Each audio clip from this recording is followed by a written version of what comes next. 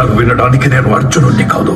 ఈ 18 రోజుల కురుక్షేత్ర యుద్ధంలో జరిగిన పాపాల కన్నా నీ అధర్మం నిష్కృతి లేనిది. ద్రోణాచార్యుని పుత్రుడివై ఉండి ఇంతకి దిగజారాలా?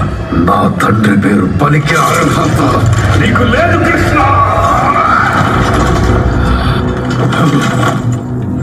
నువ్వనుకుంటే అతని మరణాన్ని ఆపగలిగేవాడిని.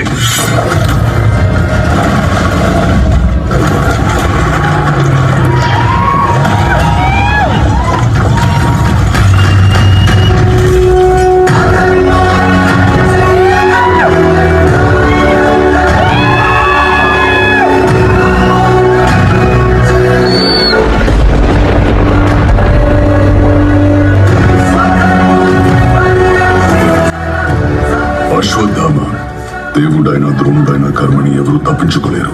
గర్భస్థ శిశువుపై అస్త్రం పదిలావు. నీ కర్మ నువ్వు అనుభవించక తప్పదు. అయితే సంధించు చక్రం, విధించు నీ శిక్షని.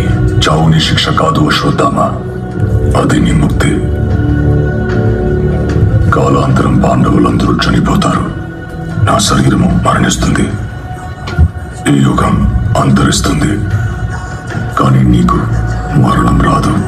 వేలాది సంవత్సరాలు నీ గాయాలు మానక, చావు రాక, బ్రతకలేక ఎన్నో పాపాలు చూస్తూ ఒంటరిగా జీవిస్తావు. ఇదే నా శాపం.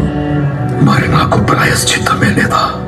నువ్వు నన్ను చంపాలనుకున్నావు, కానీ ఒకరోజు నువ్వే నన్ను కాపాడాలి. నేనా? కలియుగం వస్తుంది, కలి వస్తున్నాడు. అధర్మం పెరిగిపోయి ప్రపంచమంతా చీకటైనప్పుడు నేను మళ్ళీ ఒక అవతారం ఎత్తాలి. ఆ యుగంలో కలి ఎంత శక్తివంతుడంటే నా పుట్టుకనే ఆపగలడు. అప్పుడు నువ్వే నా గర్భగుడికి కాపలా కాయాలి. ఆకాశంలో సూర్యుడు లేనప్పుడు, వాయువంతా విషం నిండినప్పుడు, గంగలో చివరి చుక్క ఎండిపోయినప్పుడు, ఈ మణి మళ్ళీ నీ దగ్గరికి చేరిన రోజు అదే సమయం. అంతవరకు